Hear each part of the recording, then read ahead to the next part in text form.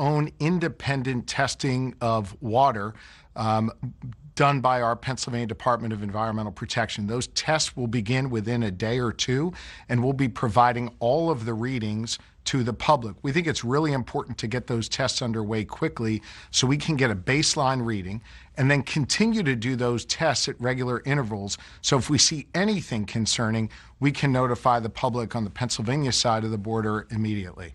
You wrote a letter to Alan Shaw, that's the president of Norfolk Southern, in which you outlined a series of mistakes you think the company made in the immediate aftermath of this crash, including creating an environment of confusion, resulting in a lack of awareness for first responders, giving inaccurate information, and an overall unwillingness to explore alternate courses of action to the proposed vent and burn. Is Norfolk Southern cooperating with you at all in the aftermath of this attack? I can tell you, Jake, I think Norfolk Southern's conduct has really been shameful. You know, they load themselves up with lobbyists and lawyers, and then they give the middle finger to the good people of Pennsylvania. They made this process much more difficult than it needed to be. Let me explain specifically.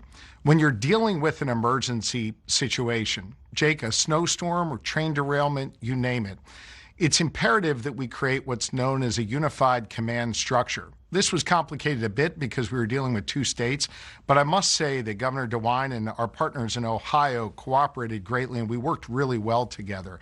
The hitch in all of this has been Norfolk Southern. They refused to really participate in that unified command, which created extra work. It added confusion. It made it harder for us to get the information out. It wasn't insurmountable, but they were not good stewards, good participants in this process. And they need to be held accountable, not just now with this current situation in East Palestine, Ohio, and the potential effects it could have on Pennsylvania, but they need to be held to a higher account when it comes to federal policy.